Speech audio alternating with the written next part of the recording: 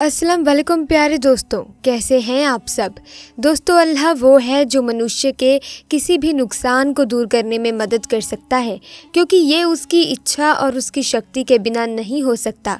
अल्लाह के नामों और गुणों को जानना मनुष्य को सृष्टि के किसी भी रूप की पूजा करने से मुक्त करता है, क्योंकि सृष्टि कमज़ोर है और निर्माता अल्लाह की ज़रूरत है। प्यारे दोस्तों, जब कोई अल्लाह का बंदा गुनाह करता है और ख़ुद को गुनहगार नहीं मानता तो अल्लाह उसे अज़ाब देते हैं, क्योंकि जब कोई गुनाह करके अल्लाह से माफ़ी नहीं मांगता तो ऐसे लोगों को अल्लाह कभी भी माफ़ नहीं करते। अल्लाह को ऐसे लोग बहुत पसंद है जो गुनाह करने से डरते हों और उन्हें हमेशा डर हो कि ये काम करने से अल्लाह बहुत नाराज़ होंगे और उन्हें माफ़ नहीं करेंगे, और फिर भी वो अल्लाह से माफ़ी मांगते हों कि या अल्लाह, अगर मुझसे कोई गुनाह हो गया है तो मुझे माफ़ कर दो। एक आदमी ने दोस्तों अपने घर में एक बोलने वाला तोता पाल रखा था। तोता वैसे तो पिंजरे में बंद रहता था, लेकिन फिर भी अपने मालिक से बहुत खुश रहता और मालिक का वफादार भी था, जिसकी वजह ये थी कि वो आदमी अपने तोते का बहुत ख्याल रखता था। रोज़ाना दफ्तर जाने से पहले तोते से मुलाकात करता और वापस आकर सीधा अपने तोते के पास रुकता, उसे दाना पानी डालता और उससे मज़े मज़े की बातें करता।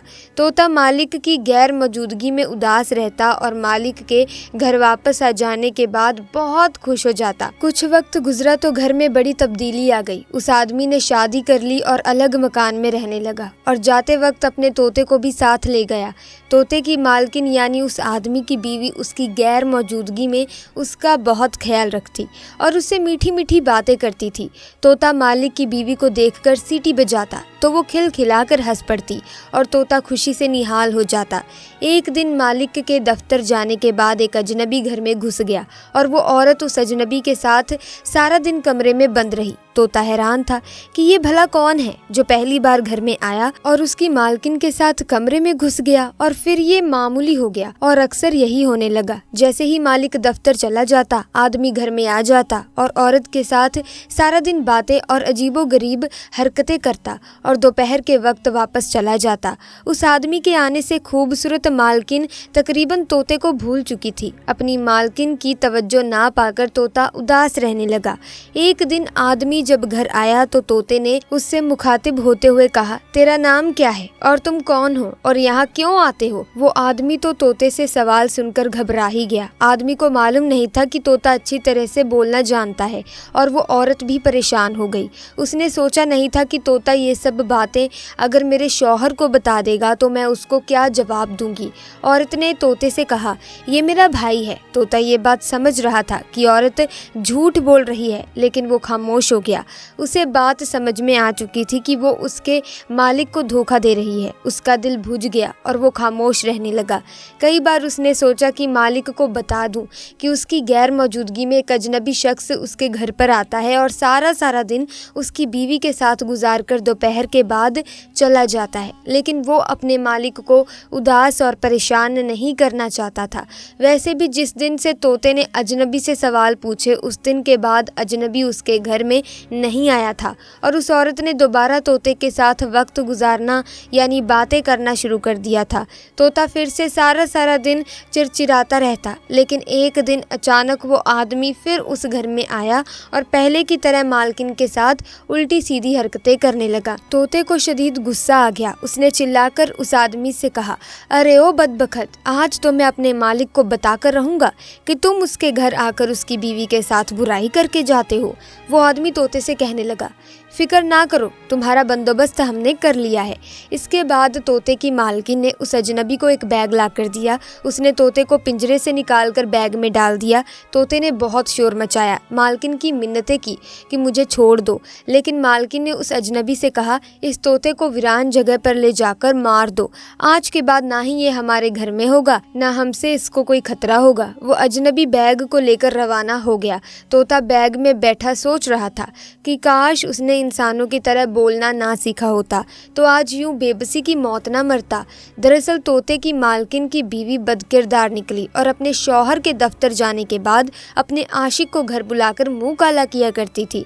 उसको ये याद ना रहा कि घर में मौजूद तोता इंसानों की तरह बोलना जानता है। जिस दिन तोते ने उस औरत के आशिक से सवाल किए तो औरत को खतरा महसूस हो गया कि ये तो अपने मालिक को मेरी करतूत बता देगा। उसने अपने आशिक के साथ मिलकर तोते को रास्ते से हटाने का फैसला कर लिया था। चलते चलते आदमी जंगल में पहुंच गया। उसने तोते को बैग से निकाला और कहा कि तुमसे हमारी कोई दुश्मनी नहीं है, लेकिन तुमको मारना मेरी मजबूरी है, वरना तुम हमारे मिलने का राज औरत के शौहर को ज़रूर बता देते। तो तोते ने अजनबी से कहा कि मैं खुद पिंजरे से आज़ादी चाहता था, अगर तुम मुझे आज़ाद कर दो तो मुझे क्या ज़रूरत है कि मैं दोबारा पिंजरे में जाऊं। मैं जंगल में आज़ादी की ज़िंदगी गुजार लूँगा। आदमी को तोते की बात में वजन महसूस हुआ। उसने तोते को मारने की बजाय आज़ाद कर दिया और वापस अपने घर चला गया।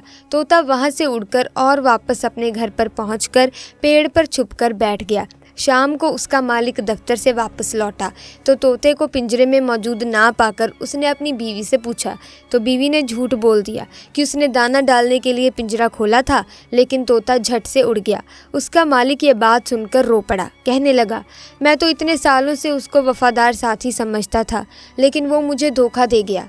जानवरों में वफा नहीं होती है। तोता दरख्त पर बैठा ये सारा माजरा देख रहा था। फिर उसकी बीवी अपने शौहर को लेकर कमरे में चली गई। तोते का यकीन पक्का हो गया था कि मालकिन बदकिरदार है।